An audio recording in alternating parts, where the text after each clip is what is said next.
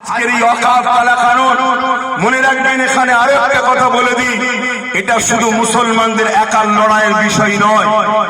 যেমন ইসলামিক সম্পদের উপরে আঘাত দিয়েছে, কিন্তু কেন্দ্র সরকার এই আইনটা করতে গিয়ে সর্বপ্রথম যার উপরে আঘাত দিয়েছে, ওই আঘাতটা হলো আমার দেশের সংবিধানের উপর আঘাত দিয়েছে।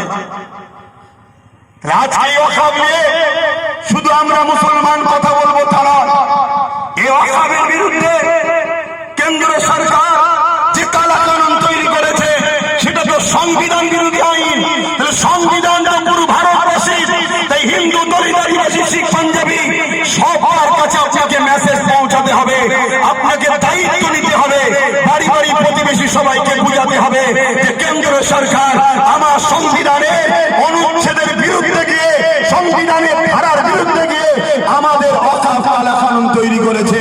অর্থাৎ আপনি যদি মসজিদের পাশে না দাঁড়ান, না দাঁড়াকে যান, মাদ্রাসার পাশে না দাঁড়ান, না দাঁড়াকে যান, কবরের পাশে না দাঁড়াতে না দাঁড়াকে যান, কিন্তু আপনি একজন দেশবাসী হিসাবে কেন সংবিধানকে মিটাতে চাইছে, তার বিরুদ্ধে গিয়ে আপনি কেন্দ্রের সরকারের বিরুদ্ধে কেন কথা বলছেন না?